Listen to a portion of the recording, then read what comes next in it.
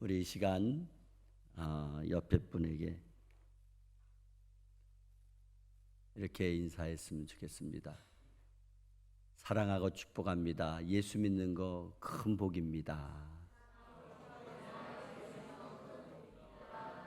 네. 오늘 봉독한 말씀을 가지고 신앙생활 어떻게 잘할 수 있나요?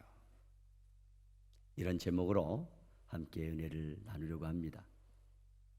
오늘 이후 예배 시에 우리가 그동안 마음에 품고 기도하고 있던 태신자를 초청하여 기적의 박모세군의 찬양과 어머니 조영애 집사님의 간증을 듣는 뉴패밀리 전도축제가 있습니다.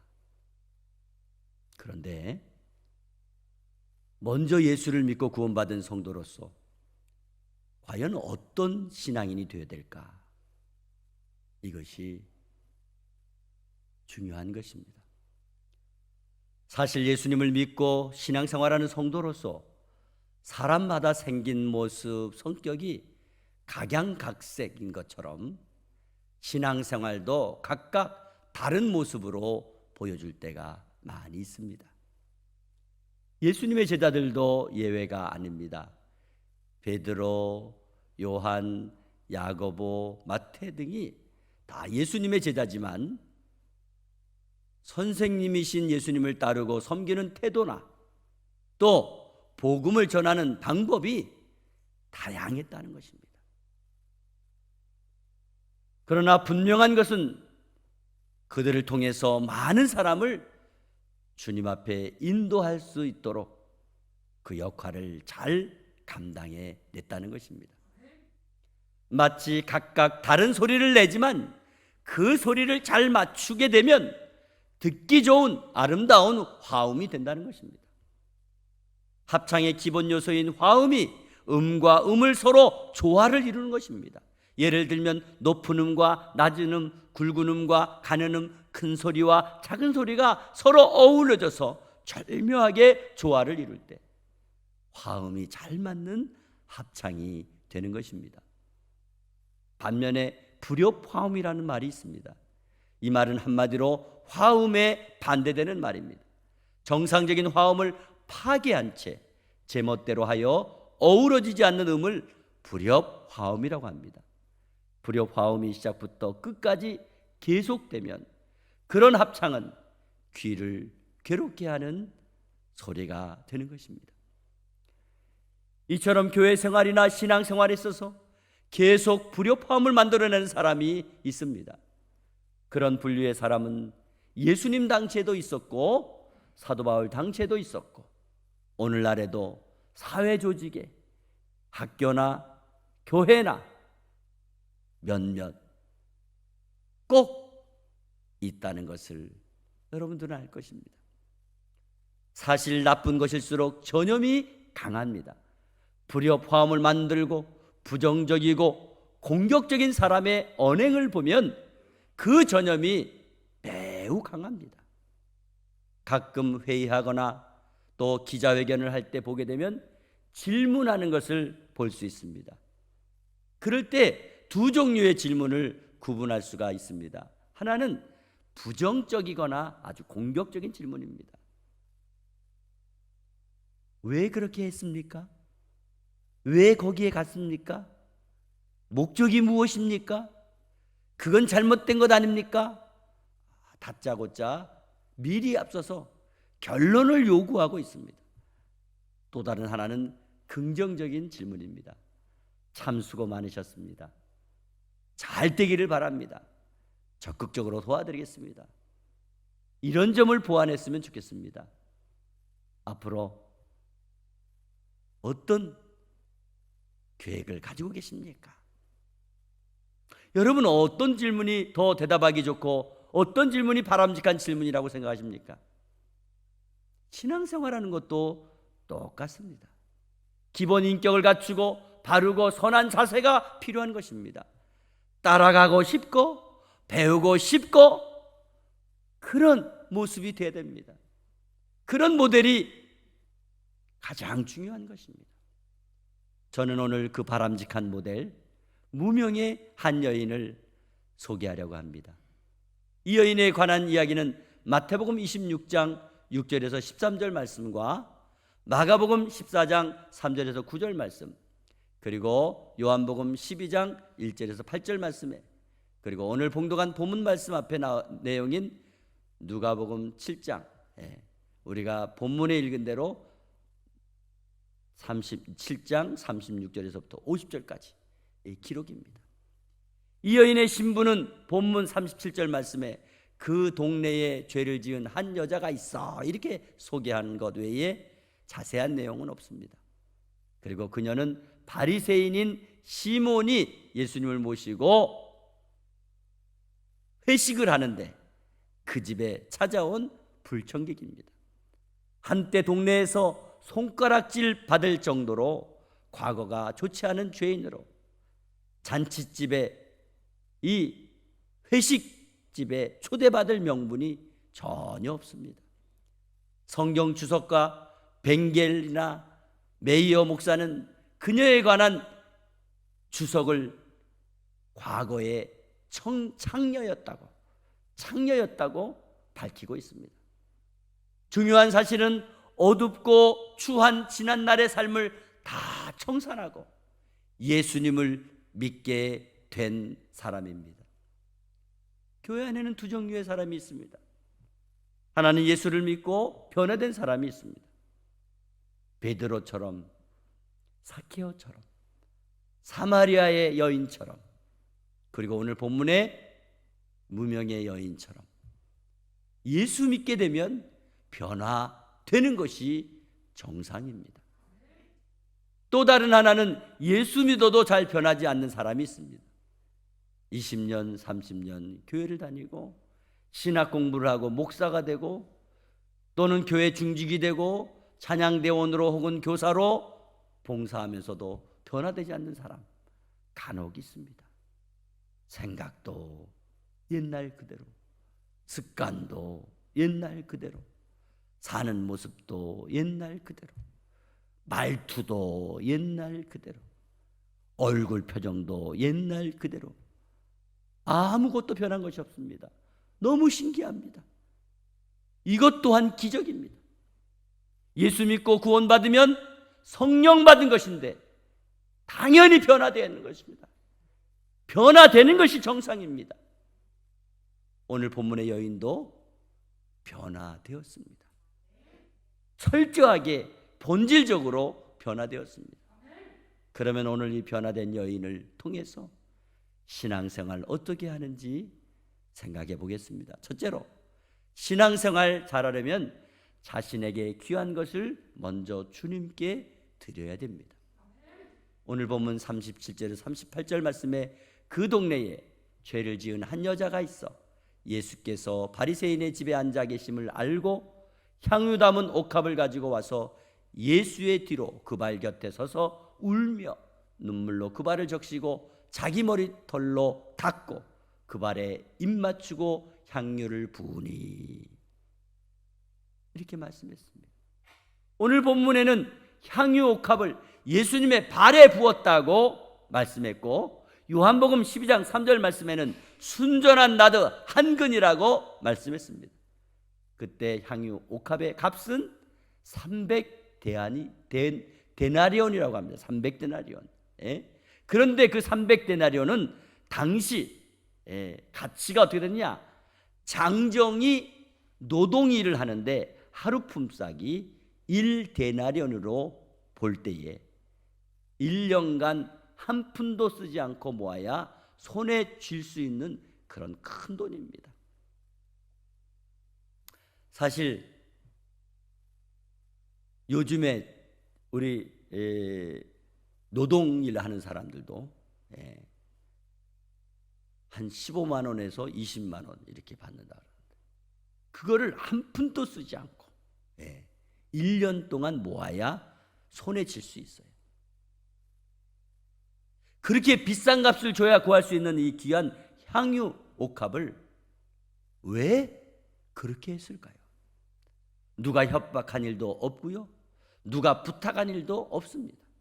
특별히 38절 말씀에 보면 예수의 뒤로 그 발 곁에 서서 울며 눈물로 그 발을 적시고 자기 머리털로 닦고 그 발에 입 맞추고 향유를 부었다고 말씀했습니다.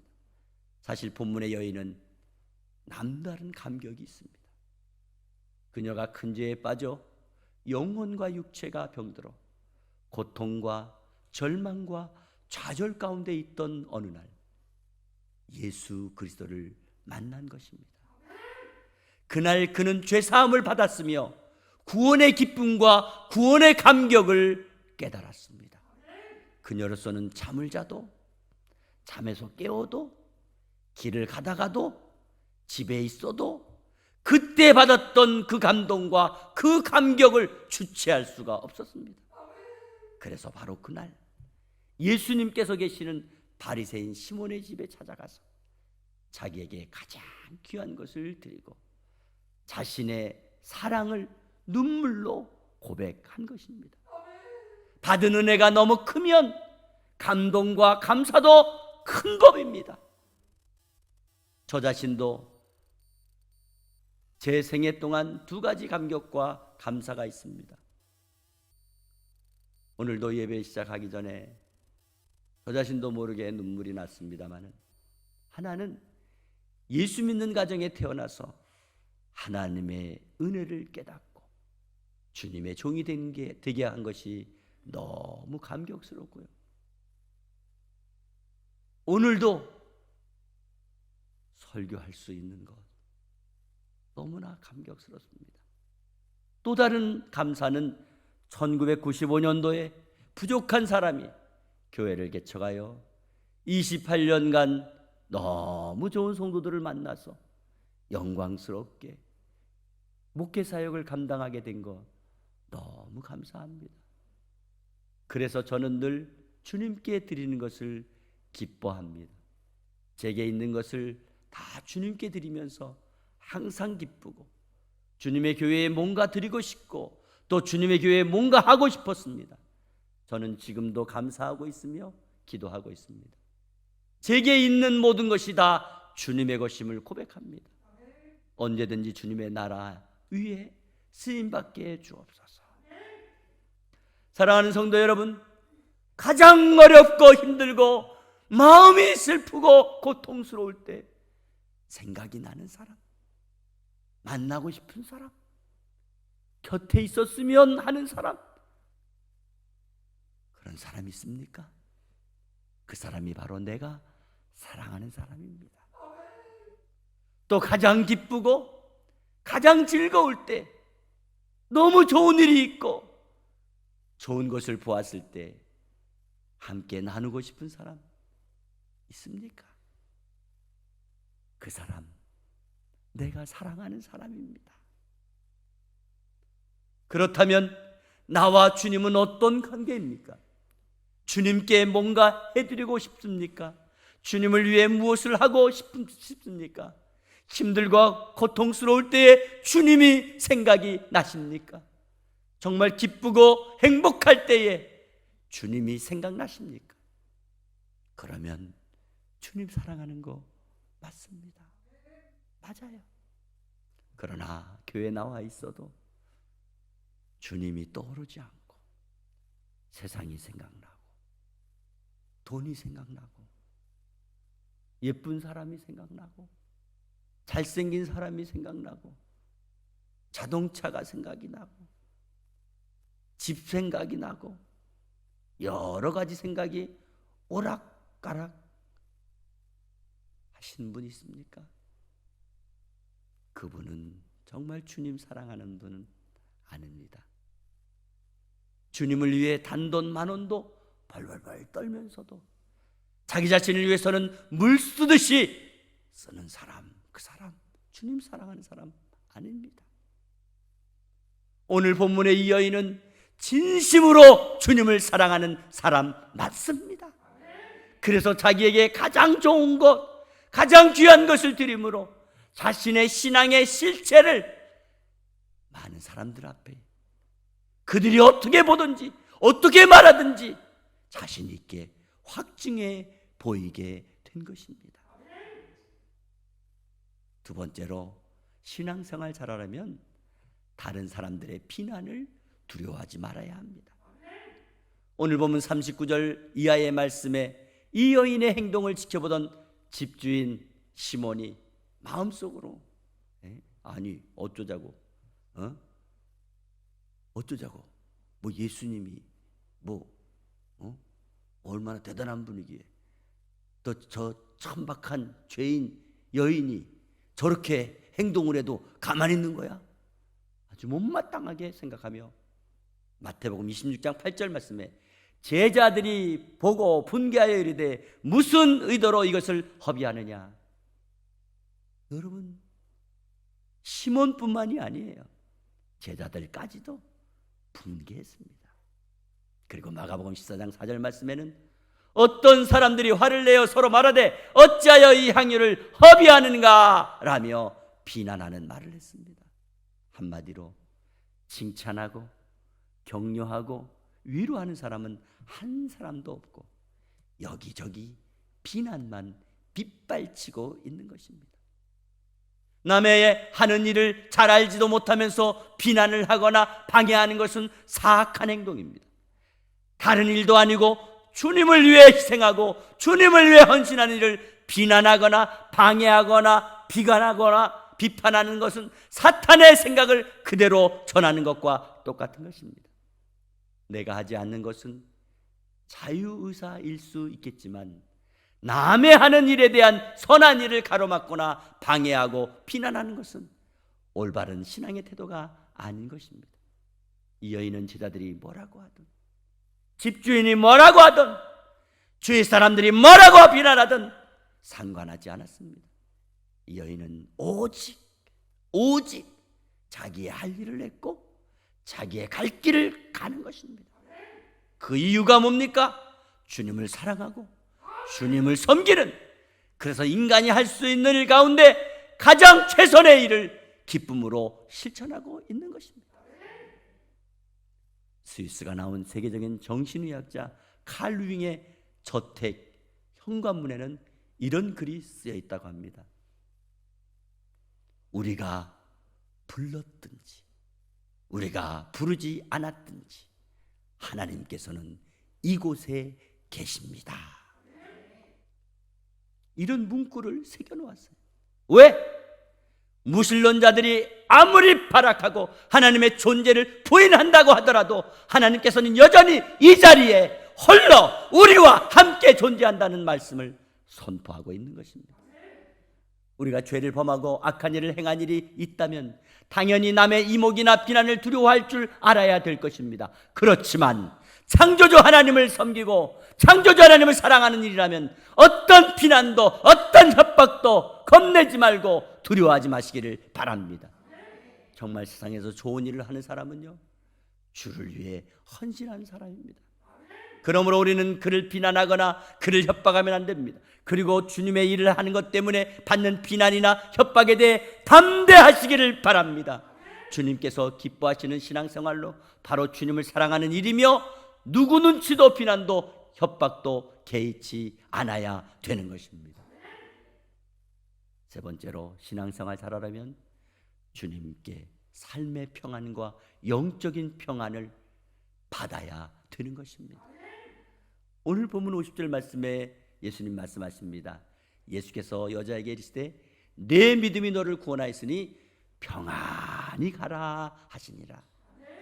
여기 예수님께서 평안히 가라고 하는 말씀은 두 가지 뜻이 있습니다. 그것은 평안을 향하여 가라 하는 말씀과 평안함을 가지고 살아라 하는 말씀입니다. 예수님께서는 저와 여러분에게 평안을 주시는 분인 줄 믿으시기 바랍니다. 그러므로 그 평안과 함께 영원한 평안을 향하여 가라는 것입니다. 우리가 어떻게 신앙생활하느냐, 어떻게 교회 생활하느냐, 어떻게 믿음으로 살았느냐 하는 것은 언제나 그 결과가 대답해 주는 것입니다. 진정으로 예수님을 잘 믿고 예수님을 사랑했다면 오늘 이 여인처럼 평안의 은총을 받아 누리며 살게 될 줄 믿습니다. 이 여인이 한 일이 진정으로 주님을 위한 일이라고 한다면 그 다음 그 심령이 반드시 참 평안을 얻게 될 것입니다. 주님을 사랑하고 그 은총이 감격 때문에 시간을 바치고 물질을 바쳤다면 그 이후 그 마음이 편안함이 충만하게 될 줄 믿습니다. 그러나 그게 아니라면 교회를 다니고 직분을 맡고 봉사를 해도 절대 마음이 평안하지 못하다는 것입니다. 우리는 어느 쪽에 속하십니까? 평안을 너에게 주노라. 세상이 줄 수 없는, 세상이 알 수도 없는 평안,